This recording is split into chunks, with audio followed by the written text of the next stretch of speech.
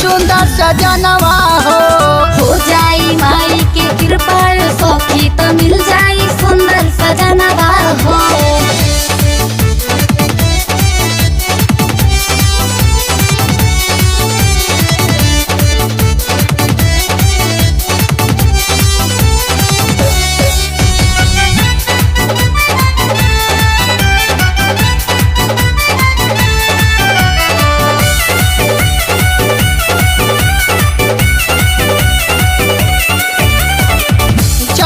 बजे भोरा ही से होला बड़ी भीड़ हो।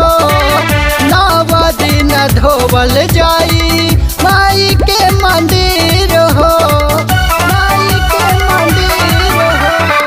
4 बजे भोरा ही से होला बड़ी भीड़ हो। नव दिन धोवल जाई माई के मंदिर हो। सोने के थाली में घीवा के चालन आरती उतारे के, सोने के थाली में घीवा के बतिल के चालन आरती उतारे के।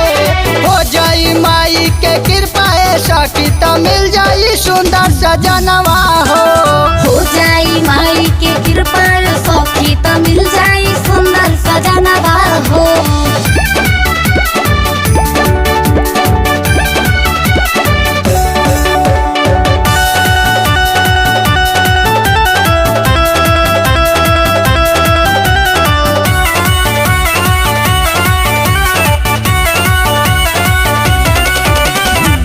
नहीं चाहिए हो माई आना धन खजानावा।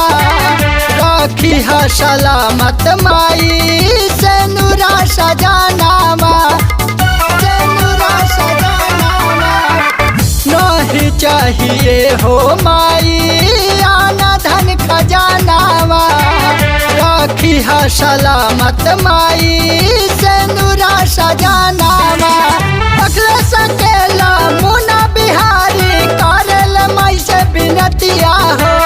अखले सकेला मुना बिहारी करल माई से बिनतिया हो जाई माई के कृपा ऐसा कि तो मिल जाई सुंदर सजनवा हो जाई माई के कृपा सखी तो मिल जाई सुंदर सजनवा हो।